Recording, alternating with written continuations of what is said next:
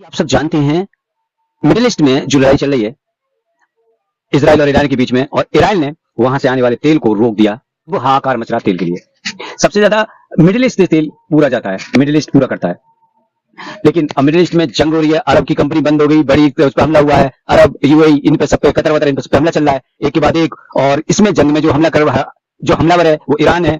Iran हमला कर रहा है, लेकिन इस ईरान की आड़ में इनकी कंपनियों पर इनकी कंपनियों को टारगेट इजराइल कर रहा है। का साफ मकसद है कि इसकी अरब की जीडीपी को तोड़ना। जब जीडीपी गिर जाएगी तो ऑटोमेटिक कमजोर हो जाएगा, जब कमजोर हो जाएगा तो जो इसका ख्वाब है ग्रेटर इजराइल बनाने का वो बन जाएगा। मजा आ रहा है मोहम्मद बिन सलमान को अपनी कौम के साथ गद्दारी करके। मजा ले बेटा, तुझे पता चल जाएगा तेरा कौन था तेरा कौन नहीं था। मैं तो कह रहा हूं तेरा लाख दुश्मन ईरान था, होना भी चाहिए। और हमारी ये पहचान थी, अगर हमारे दुश्मन हैं कोई दिक्कत नहीं है, लेकिन हम लड़ नहीं रहे तो किसी को उकसाएंगे भी नहीं, अपनी तरफ से भेजेंगे भी नहीं कि हमारी जमीन यूज कर ले, हमारा घर यूज कर ले उसको मारने के लिए। नहीं, ये हमारे अंदर नहीं होना चाहिए था। और तुमने ये दिखाई तो कौम की गद्दारी तुम्हें भारी पड़ गई। अरब वालों, तुमने तो खुद अपने मुंह पे मुंह लिया। तुम ना इस अमेरिका को अपनी जमीन यूज करने को देते और ना वो आज तुम पे बम्बाई कर रहा होता। ना तुम्हारा दुनिया के सामने तुम नकाबपोश जो तुम जितनी होशियार थे, ना दुनिया के सामने तुम आते, गद्दारी में ना तुम्हारा नाम आता। सोचो अगर ईरान ये जंग जीत जाता है तो अरब वालों से इस लड़ाई के बाद, इस लड़ाई में इतिहास में तुम्हारा क्या नाम लिखा जाएगा? मोहम्मद बिन सलमान तेरा क्या नाम लिखा जाएगा? गद्दारी। किसने जंग की शुरुआत ट्रंप को कौन उकसा रहा था, बार बार कॉल कर रहा था? मोहम्मद बिन सलमान। तेरा ये गद्दारी में नाम लिख गया, शर्म कर। और ये कयामत तक तो गद्दारी में लिखा जाएगा। लाख बुराइयां हैं उस फिरके में, शिया में लाख बुराइयां हैं और फिरकों में, और जिस फिरके को तुम मानते हो मैं कह रहा हूं उसमें भी लाख बुराइयां हैं। उनकी नजर से तो वो देखो ना, फिर वो तुम्हें बुराइयां निकालते, तुम उनमें बुराइयां निकालते हो। तो हदीसों में है कसी फिरके होंगे, और फिरके एक फिरका जन्नती है। कौन सा है ये तो नहीं बताया। सब अपनी अपनी दलील देते रहते हैं, हमारा जाएगा हमारा जाएगा हमारा जाएगा हमारा जाएगा। 80 फिरके बताई गई थी, फिरके तो तैयार हो चुके हैं लगभग। हाँ, तो हम बात कर रहे थे मिडिल ईस्ट में जंग चल रही है और तेल की कमी आ चुकी है। दुग्गल साहब इजराइल गए, वहां से लड़ाइयां हुई, ईरान नाराज हुआ। अब दुग्गल साहब की इतनी हिम्मत नहीं हो रही है कि ईरान को कॉल कर लें, और कर भी रहे होंगे तो शायद ईरान उठा भी नहीं रहा होगा इनकी कॉल को, इनसे बात ही नहीं कर रहा होगा। मुझे तो ऐसा भी लग रहा है कर तो रहेंगे दुग्गल साहब, क्योंकि नाराज है ईरान ने, जहां नाराजगी दिखाई थी। और दुग्गल साहब कह रहे हैं हमने इजराइल से बात की, हमने सऊदी अरब से बात की, हमने कतर से यूएई से बात की, हमने एक बार ये भी कहते थे हमने इजराइल ईरान से बात की। हमने मैं तुम्हें बहुत बड़ी बात बताने जा रहा हूँ, जरा गौर करें। हमारे पास यानी इंडिया के पास 25 दिन का स्टॉक है, तेल की भारी कमी पड़ने वाली है, और अब महंगाई चरम पर जा रही है। और जो 75-76 रुपया बैरल मिलने वाला था, डॉलर 75-76 डॉलर मिलने वाला था, वो अब 85-90 के आसपास पहुंचेगा। अब तेल एकदम महंगा होगा, उछाल ले गया। मिडिल ईस्ट की जंग सबको भारी है, और जो मूत पुत्र है ना वो भी इस जंग का हिस्सा बनेंगे। बेटा जंग हो रही है ईरान के साथ में, ईरान ने रोक दी तुम्हारी अब तेल वेल, अब करो तुम कहां से निकालोगे? ये मूत और गोबर खाने वालों के लिए है। भले ही तुम जंग में शामिल होना चाहो या ना होना चाहो, तुम फिर भी जंग में शामिल हो जाओगे, तुम्हारी जेब से पैसा निकलवा लिया जाएगा। इस जंग में ईरान ने वो कर रखा है इस वक्त कि तुम्हारी जेब भी ढीली कर देगा। मोदी जी ने क्या, अब यहाँ के जो 56 इंच के सीने की बात कर रहे हैं, 56 इंच के सीने ने अब कॉल करी अमेरिका को, ट्रंप को, कहा कि हम रूस से तेल खरीद रहे, क्या हमारे पास तेल स्टॉक नहीं है? उनके पापा के जवाब चुप रहिएगा, तुम्हारी हिम्मत कैसी? उसने कहा कि तुम्हारी हिम्मत भी कैसे हुई भाई इस तरह की बातें करने की? देखो ये तो मजाक था, लेकिन हाँ इतना जरूर है, देखो ये तो मजाक था, लेकिन हाँ इतना जरूर था कि हमारे 56 इंच सीना वाले ने ट्रंप से कॉल करके कहा है, पूछा है कि तेल स्टॉक हमारे पास इतने दिन का है, क्या हम रूस से तेल खरीद सकते हैं? बताइए, रूस जो यहाँ का एक अच्छा दोस्त था, एक अच्छा दोस्त ही क्या, उसने सेना तक उतारी इसको बचाने के लिए भारत को, उसके बावजूद भी ये रूस के न हुए। ये तो मुसलमानों तुम्हारे क्या हो जाएंगे? ये अमेरिका के उस पर चल रहे हैं भाई। एक प्रधानमंत्री, देखो बीजेपी से नफरत नहीं है मुझे, बीजेपी का एक प्रधानमंत्री भी हुआ था अटल बिहारी वाजपेयी, वो भी प्रधानमंत्री था। अमेरिका के धमकाने से, अमेरिका के डराने से, अमेरिका के करने से उसने परमाणु बम का परीक्षण करवाया, साथ दिया।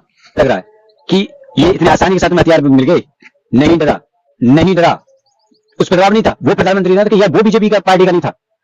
दिक्कत हमें बीजेपी पार्टी से नहीं है, दिक्कत इस लोग से है, हमें इनकी सोच से है, हमें ये जो अब बैठे हुए हैं। ऐसा नहीं बीजेपी पार्टी पहले नहीं आई, बीजेपी पार्टी पहले भी आई है, काम जो करना बीजेपी पार्टी ने किया है। तो इन्होंने बस सिर्फ हिंदू मुस्लिम किया है, इसके अलावा कोई ढंग का काम किया हो तो बता देना। ट्रंप से तुम्हें पूछने की जरूरत पड़ी है। वैसे तुम कह रहे हो विश्वगुरु बनेगा ये देश, विश्वगुरु तुम ऐसे बनाओगे, पूछ के तुम पैसा निकल रहा तुम्हारा एक तेल लेने खरीदने में, मूत रहे हो तुम बिना उसकी इजाजत के, तुम एक तेल नहीं खरीद पा रहे हो, तुम कहते हो कि तुम विश्वगुरु बनोगे, घंटे में विश्वगुरु बनोगे। इससे पहले भी बीजेपी प्रधानमंत्री हुए हैं, अटल बिहारी वाजपेयी हैं, उन्होंने भी काम करके दिया था। चीख नहीं थी मेरा 56 इंच का छीना है, इस तरह नहीं दिखाया था शेर का बच्चा हूं मैं, 56 इंच का सीना है मेरा, कहने से नहीं होता है। 56 इंच कहने से सीना नहीं होता है। 56 इंच अलग दिखाई दे जाता है, जैसे दिखाई दिया था ईरान के लीडर का, अलग ही दिखाई दिया था, अलग ही रोल दिखाई दिया था, वरना मर गया लेकिन झुका नहीं। और वो अमीर नहीं था जिससे वो जंग के लिए तैयार हुआ था। और एक तुम हो मूत्र अपने पजामे में खड़े खड़े, और यहाँ मूत्र कह रहे हैं कि उस दूसरे देश के लिए तुम आंसू बहा रहे हो, दूसरे नेता के लिए तुम गाज बहा रहे हो, तुम्हें यहाँ कुछ जगह नहीं है। कुछ नहीं ये कहा कि अगर उनको इतनी आग लगी पड़ी है तो चले जाए ईरान। तो मैं उनके लिए बता दे जो आग लगती तुम्हारे हिंदुओं के लिए पाकिस्तान में, तो वो चले जाओ खुद पाकिस्तान, क्यों नहीं चले जाते पाकिस्तान जाके, तुम क्यों नहीं जाते पाकिस्तान? जो टीपू को तुम्हारी आग लगी तुम गए क्यों, तुम चले जाते बांग्लादेश। राजनाइट के लिए बकचोदियां करवा लो, उनको बैठ बैठ के इनको खूब गालियां दिलवा लो, बस मुसलमानों के लिए उल्टा सीधा करवा लो। लेकिन इनके देश का क्या प्रधानमंत्री मुद्रा खड़े होगा उसके लिए तो नहीं बोल सकते एक लफ्ज भी। क्यों ये ना बताइए कि हम एक उससे पूछना पड़ रहा है, मैं अपने देश के तेल खरीदने के लिए, अपने मित्र से तेल खरीदने के लिए हमें दूसरे से पूछना पड़ रहा है। अरे तुम तो अरबों से भी ज्यादा गद्दार हो यार, गद्दारी का अंजाम अच्छा नहीं होता। अरब का हाल देख लो, जरूरत पड़ी थी हमें ट्रम्प से पूछने की कि हम तेल लेंगे कि नहीं, हमारी जरूरत हम देंगे ना, नहीं तो कहो ट्रम्प से हमें जितना सस्ता में रूस से हमें देता है दो, तुम दो हमें तेल पूरा करके, उसकी छाती पे चढ़ो तो सही, कम से कम बोलो जाके कि जितना सस्ता में रूस दे देता है उतना ही हमें दो, तुम दो हमें उतना सस्ता तेल। कमाल की बातें करते हैं। ये हमारे देश की 56 के सीने के हाल है मेरे भाई, ये हाल चल रहा है। तो बिल्कुल भी पैनिक ना हो, नंबर सबका आना है। ये जो बैठे हैं कि पेल लें कि ईरान पेल रहा है, इसराइल में इसराइल मार रहा है, ईरान मर रहा है, ये जो यहाँ पे बैठ के कर रही है ना गोली मीडिया, गोली मीडिया, अब बमबारी सारंग बज रहे हैं और ईरान पर धमाका हो रहे हैं, और ये अपनी आकाओं को खुश करने के लिए सारंग को जाके दिखा देते हैं। क्या तुम ईरान में खड़े होकर बम सारंग की मीटिंग ले रहे हो, जाके वहां की रिपोर्टिंग तो करो ना, जेल में घुस जाओ, घुसा तुम्हें देर में, तुम्हारी औकात इतनी है इजराइल में।